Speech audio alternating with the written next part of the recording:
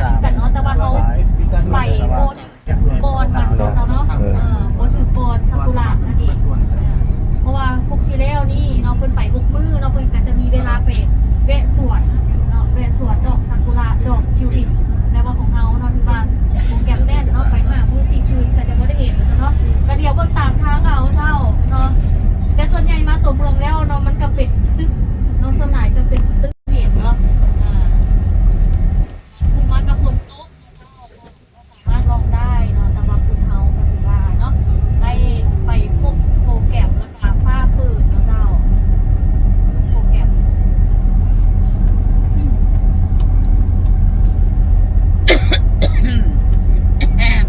สำหรับห้างรัฐบาลเนาะยังเหลืออีกห้างหนึ่งเนาะสำหรับห้างรัฐบาลนี้ถ้าว่าเทื่อหน้าเราจะล่อลูกค้าครอบครัวไหนเนาะแบบว่าสนใจซื้อแพ็กเกจที่ว่าบนลงห้างนะเจ้าก็มีเนาะ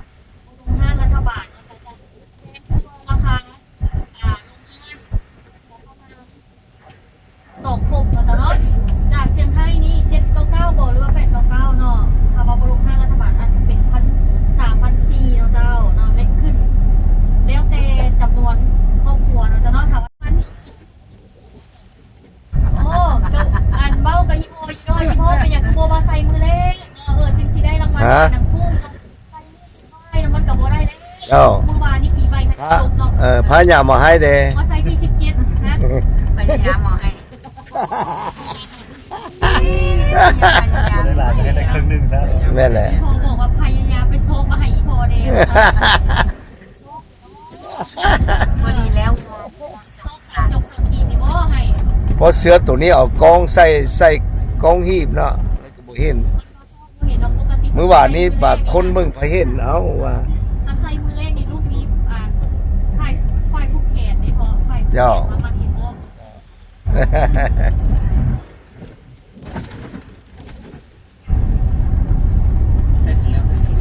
โอเคเตรียมตัวเด้อเจ้าน้องไก่ฮอดแล้วตาโตดัวเด้อตาโตเชียนะเห็นในวิวกลางตอนกลางคืนเนาะแต่ว่าตอนกลางคืนน่าจะเป็นอีกแบบเลยเด้อเรารู้เชียฉับเปลือ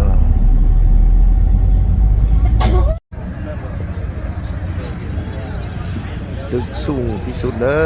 เป็นโรงแรมอพาร์ตเมนต์40เลยการอยู่ที่นี่ค่ะ10:40ถ่ายรูปนะคะเดินเข้าไปอยู่ริมแม่น้ำถ่ายรูปสวยงาม10:40มื้อนี้ถือว่าอากาศบ่แจ้งปานใดเด้อเนาะไทยฮู้ก็บ่อยากแจ้งเนาะมื้อนี้นะถือว่าตึกสูงที่สุดเป็นอยู่เขตนี้นะ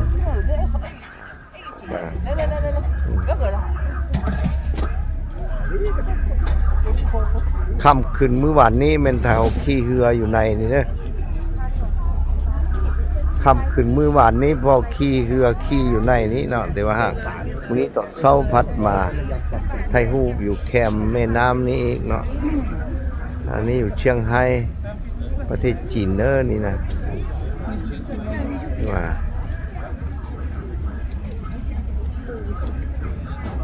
มื้อนี้ถือว่าอากาศบ่ดีปานใดเนาะมีหมอกปกคลุมเนาะถือว่าเฮือนที่สูงที่สุดก็ยันถือว่าตัวถึงบ่อยากเห็นเนาะหมอกน้ำหมอกลายเนาะอันนี้เป็นกำปั้นที่ใหญ่เนาะกำปั้นขนสินค้าไปทั่วโลกเด้อนี่นะอยู่เชียงไฮ้เนาะเชียงไฮ้ก็มีถือว่าเพิ่นมีแม่น้ำใหญ่นี้ไปสอดใส่ทะเลเนาะฉันก็เป็นการขนเครื่องไปต่างประเทศหรือว่าไปแต่ละแข่งถือว่าอาศัยอยู่แม่น้ำใส่นี้เนาะแล้วก็เขื่อนที่ใหญ่ที่สุดก็ถือว่ามันอยู่ในนี่แหละในแคมฝั่งแม่น้ำเมื่อวานนี้แถวก็มาขี่เรืออย่างนี้เนาะตอนค่ำวันนี้เนาะแต่มื้อนี้แม่นเถื่อมีน้ำหมอกกลัวน้ำหมอกปกคลุมเนาะแล้วเถื่อก็บ่เห็นแจ้งปานใดเนาะลุงผมเถื่อบ่เห็นแจ้งปานใดเนาะอันนี้เป็นกำปั้นเด้อกำปั้นที่ใหญ่ กำปั้นเลยเนาะเขาหมูไม่เฮือเลยเนาะเขาเอิ้นกำปั้นเนาะเฮือเนี่ยมันน้อยกว่านี้เนาะอันนี้เป็นกำปั้นเนาะเกือบประเทศที่เจริญในมหาอำนาจเกือบเจริญที่สุดแล้วจีนนี่ถือว่าอันดับต้นๆของโลกก็ว่าแม่นเลยเนาะเรื่องเศรษฐกิจวันนี้มันเป็นนครเชียงไฮ้นี่แหละเป็นถือว่าเป็นนครอุตสาหกรรมเนาะเป็นเมืองอุตสาหกรรมของจีนว่าแล้วก็การขนส่งสินค้าทั่วโลกเนาะขนส่งสินค้าทั่วโลกเนาะนี่นะถือว่าเสาไข่มุกอันนี้เนาะแล้วก็เรือนหลังที่สูงที่สุดเป็นน้ำหมอกอย่างปกคลุมอยู่เทิงหันเด้อเนาะยังตัวเห็นบุแจ้งมือถือว่าเป็นมือหนึ่งที่ว่าน้ำหมอกปกคลุมเนาะมือที่17 เดือน 4 ปี 2026อันนี้เนาะอันนี้นะมือนี่เนาะถือว่าเมื่อวานนี้ถือว่าแจ้งกว่านี้เนาะเมื่อวานนี้นะอันนี้เป็นกำปั้นใหญ่เด้อนี่นะกำปั้นเด้อถือว่านี่เป็นท่าเรือใหญ่ที่สุดอยู่ในนครเชียงไฮ้เนาะท่ากำปั้นเนาะคือว่า ขนเครื่องส่งเครื่องไปทั่วโลกเนาะอันนี้เนาะทั่วแต่ละแข่งในประเทศจีนนี้มื้อนี้ถือว่าอากาศบ่อยากดีปานใดเนาะอากาศมีน้ำหมอกปกคลุมเนาะมื้อนี้เนาะถือว่าสองฝากแม่น้ำถือว่ามีเรือนที่สูงสันเนาะแล้วก็แม่น้ำนี้แหละเป็นแม่น้ำที่อยู่ใจกลางเมืองนครเชียงไฮ้เนาะประเทศจีนนี่นะมื้อนี้ปีวันที่17 เดือน 4 ปี 2026เนาะนี่มันอยู่ในนครเชียงไฮ้ประเทศจีนเด้อนี่นะถือว่าเป็นเมืองที่ว่าเจริญเป็นอันดับต้นของประเทศจีนเนาะแล้วก็มีนี่เป็นท่ากำปั้นเนาะแม่น้ำดังเก้านี้มาอยู่ใจกลางของเมืองเชียงไฮ้ประเทศจีนเนาะกำปั้นนี้ถือว่าขนเครื่องไปทั่วโลกทั่วแต่ละแข่งของประเทศจีนเนาะว่าอันนี้เนี่ยเป็นเมืองอุตสาหกรรมเนาะเมืองอุตสาหกรรมเนี่ยประเทศจีนนี่เป็นเมืองอุตสาหกรรมของประเทศจีนเนาะเมืองเชียงไฮ้นี่นะเป็นเมืองอุตสาหกรรมเนาะที่ทันสมัยก้าวหน้าคือว่าเพิ่นก็ได้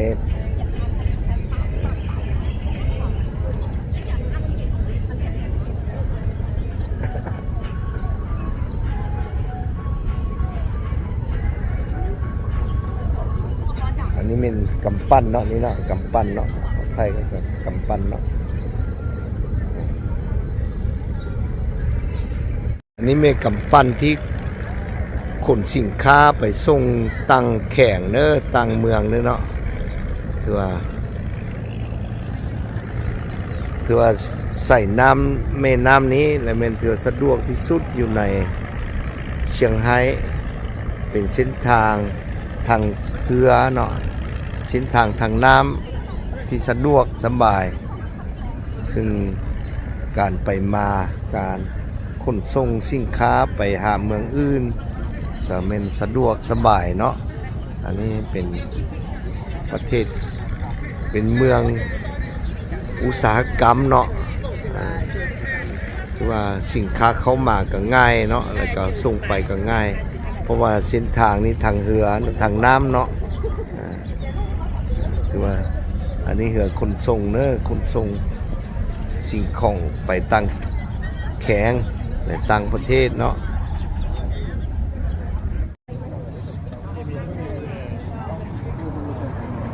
ดอกไม้เด้อพ่อเจ้าไปลง YouTube กับพ่อแม่แหละโอ้จะไปตัดต่อลง YouTube อ่ะลง YouTube แล้วขึ้นรถเด้อนี่เนี่ยขึ้นรถกลับคืนเอาไปกินอาหารเที่ยงเอายังโปรแกรมนึงเนาะลืมตลาดไปกินข้าวเที่ยงก่อนขอบคุณหลายๆ ลืมเด้อของฟ้าของตอนเด้อแม่ลูกตอนหลานเกิดลูกกันหลานตอนลูกตอนหลานเด้อเมื่อตอนผู้บ่าวอีกเด้โอ้ยายผู้บ่าวแม่มันงบเลยแหละก็ผู้บ่าวหัน อันนี้ยังอยู่นี่นะ โอ้พอจ้องนี้จ้องจะยั่งเด้อข่าวชมสนุกเลย ยังได้นี่นะบุทันเบิดเด้อนี่เด้อ ไฟมันยังแห้งอยู่ วัยรุ่นเด้อนี่เด้อเป็นผู้เฒ่าได้นี่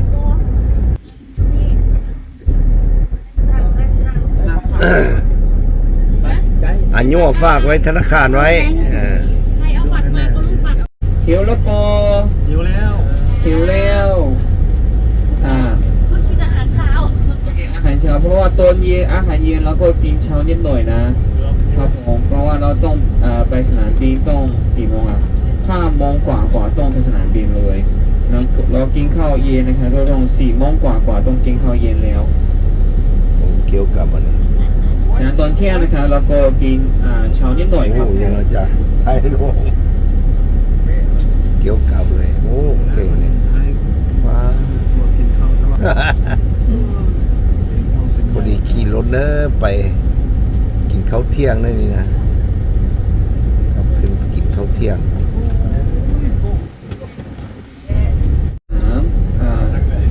นั่งเล็กขึ้นไปชั้น 3ครับ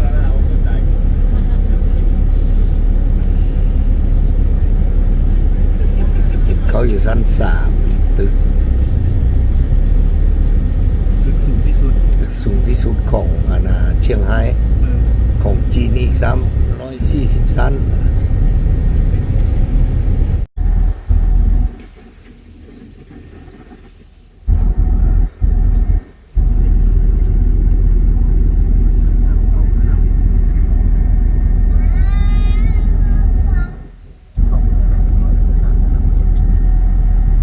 ไปร้านอาหารนะเนี่ยหมูนอกนะร้านอาหาร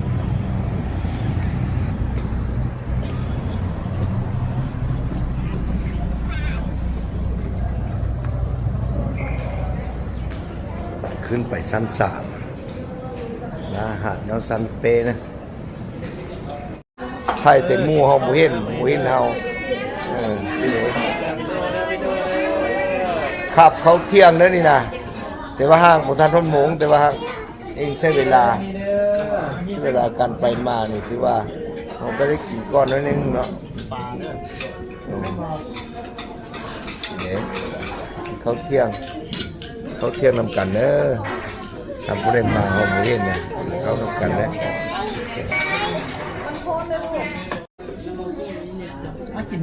ฮะมีเสื่อมใส่ไหมเ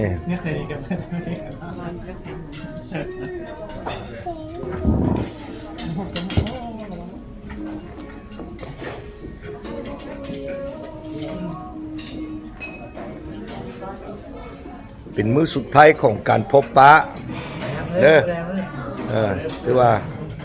คนเสียงขวงก็มีสวรรค์มีทุกบ่อนเลยเนาะนะตัวกินอาหารเที่ยงอันนี้นะอาหารเที่ยงนะคนหนองแฮดก็มีอันนี้นะมาเต็นหนองแฮดน้ำกั้นหมดแหละนี่เส้นเวียดนามอันนี้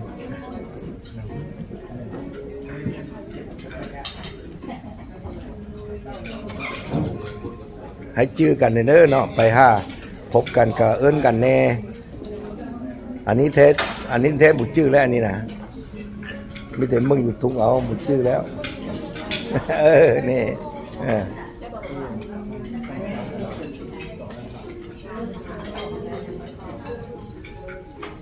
คืออาหารนี่ถือว่าไรมื้อสุดท้ายเด้อ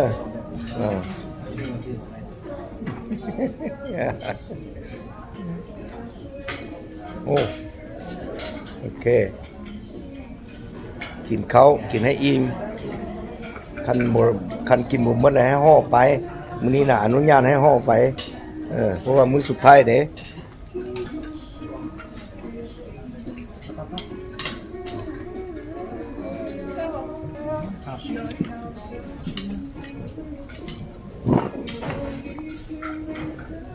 อันนี้กินข้าวมื้อเที่ยงเนอะอยู่เชียงไฮ้ประเทศจีนเนอะนี่นะมื้อสุดท้ายเนาะของการท่องเที่ยว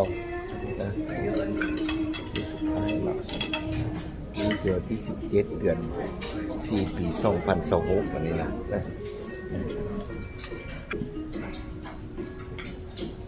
อันนี้เป็นไอของน้องกาอันนี้นะไอน้องกากินฮอดหลานเอาแล้วนี่น้องกาเท่นทันหุกกินแต่เขาเปียกไอ้กาเนี่ยน้องกาน้อยเขาได้ไอเอ้ยโอเค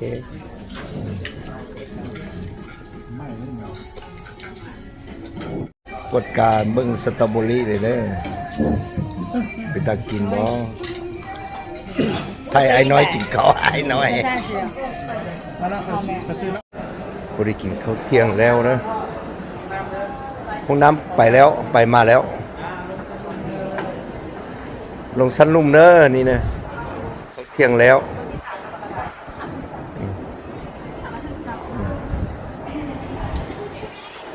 เอาไทยตลอดนี่นะมวยหยุดเนอะมุยมด3 มื้อ 3 คืนไทยโลดวิดีโอนี่เทโอโหนี่นะ3 มื้อ 3 คืนบุษนไทยไปโลดฮะซัมซุงก็เท่26 X26 ฮะซื้อ YouTube มีแต่นามโบพุ่งนี่จืดได้เลย แม่แหละมี2 กรณีเฮาเองนี่นะเมื่อวันนี้หลงไปปราสาทของเจ้าหญิงมื้อนี้พัดหลงขึ้นปราสาทของเจ้าหญิงคือวันนี้เขาเบิ่งโทรศัพท์เขาห่มเบิ่งโทรศัพท์แล้วนี่มื้อนี้พัดมีกรณีพิเศษอีกมื้อนี้น่ะเนาะอันนั้นเองถือว่าโอ้ต้องได้บอกด้วยขนาดเด้อหลงไปปราสาทของเจ้าหญิงหั่นแหละแม่นเฮาติดตามมาเขาเรียนไปอย่างว่ายันเขาไปเอาเครื่องบ่สิตกไปสิไม่ได้ไปเอากูสิกลับบ่ได้มีคนอยู่ทางหลังอีกเอาพวกนี้กูเลยขึ้นไปเลยขึ้นไปปราสาทเจ้าหญิงไปฮอดมูใส่อันนั้นเบิ่งใส่ฟิล์มอันนั้นนะผู้หญิงอันน่ะอยู่น้ำสร้างนะมีนกมียังมาน่ะเนาะกูก็เลยไปเบิ่งไทยเบิ่งก็เจ้าคือกูภาษาจีนแท้ๆกูฮู้จังกูว่าคักไว้ว่าเขาก็จ้อมึงกูก็จ้อมึงเขาเอาผมดำคือกันเอาตายจากหัววันนี้ก็เลยอันนี้ไทยทอดสดเนอะนี่นะไทยทอดสดอยู่เชียงไฮ้ประเทศจีนเนอะนี่นะเช็คเบิ่งเงินลูกค้าตั้งแต่ตีรถจนหัวอยากหัวขนาดเรียกปากละมุดก่อนถือว่าผู้อื่นนี่มีปัญหาเนอะมีแต่เฮาเนอะมีปัญหาเนาะผู้อื่น